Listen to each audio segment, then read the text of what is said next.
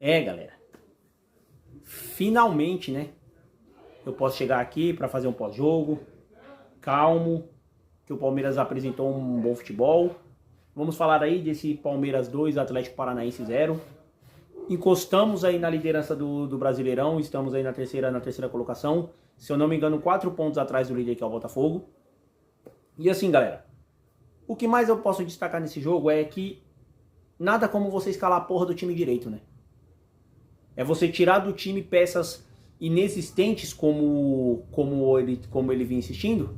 Embora algumas ainda joguem, mesmo não tendo feito uma partida ruim hoje, como é o caso do seu Marcos Rocha, que é um cara que pra mim tem que sumir do time, mas não vou desmerecer o cara que hoje, porque hoje ele jogou bem, cara.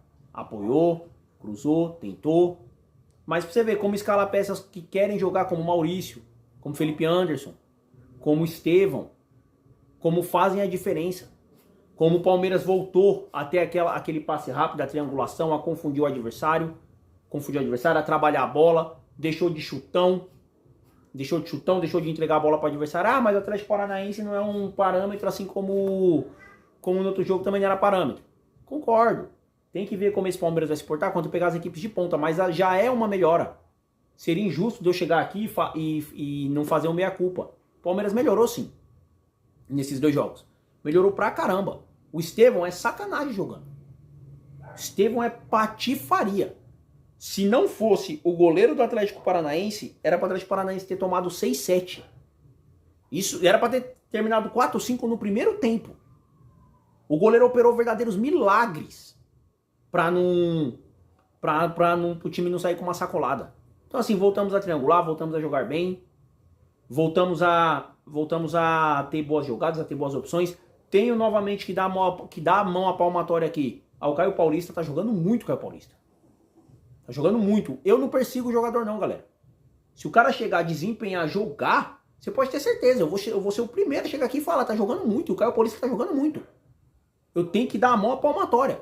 Eu critiquei, chamei de bagre e continuo achando que ele é um bagre. Mas tá numa fase sinistra. Se continuar jogando assim, não vamos precisar nem do Piquerez, porque o Piquerez estava vivendo de cruzamento. Então assim, se continuar assim, não vamos precisar nem do Piquerez. O Piquerez volta como reserva dele. Porque ele tá jogando, ele fez uma jogada que se ele faz o gol ia ser um golaço. Tá com confiança, tá passando, tá infiltrando, tá jogando, então assim. Não posso criticar o cara, tá jogando muita bola. Se nós tivéssemos o Mike na outra ponta, puta que pariu. Imagina os nossos laterais, Caio Paulista jogando desse jeito, o Mike jogando na outra ponta com o Estevão, com o Felipe Anderson na ponta. Só que aí, galera, aí volta para os mesmos problemas que eu já venho falando. A gente precisa de um centroavante. Tivemos 2 chances claríssimas de gol. Uma no primeiro tempo e uma no segundo. Uma foi perdida pelo Flaco Lopes e a outra foi perdida pelo Rony. Se nós tivéssemos um centroavante de ponta, aquele maluco que chegou, guardou, podia ser mais 2 na conta.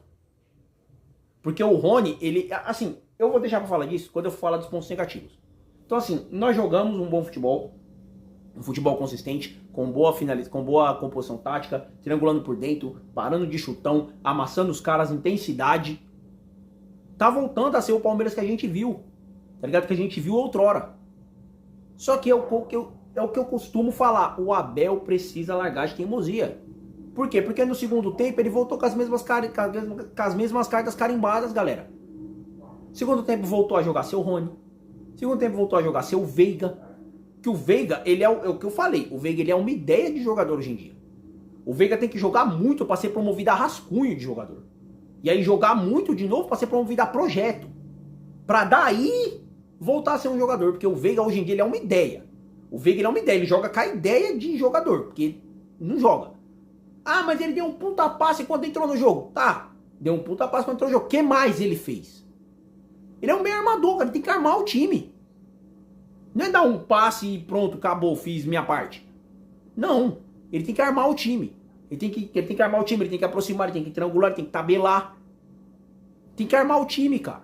E ele não tá fazendo isso. Novamente, quando tem que recompor, eu vejo o Veiga voltar do campo de ataque andando. Para um jogador que joga no Palmeiras e que ganha o que ele ganha, isso é inaceitável. Eu falei na época, eu falo agora, o Tabata pelo menos corria. O Tabata era um Tameba. O Tabata ele não marcava, ele não tocava, ele não chutava, ele fazia porra nenhuma, mas você viu o Tabata correr pelo menos. Ele corria para um lado e para outro. O Veiga não faz nem isso, ele não corre. Presta atenção no ataque do Atlético Paranaense quando ele volta. Olha o Veiga recompondo. O Veiga não corre.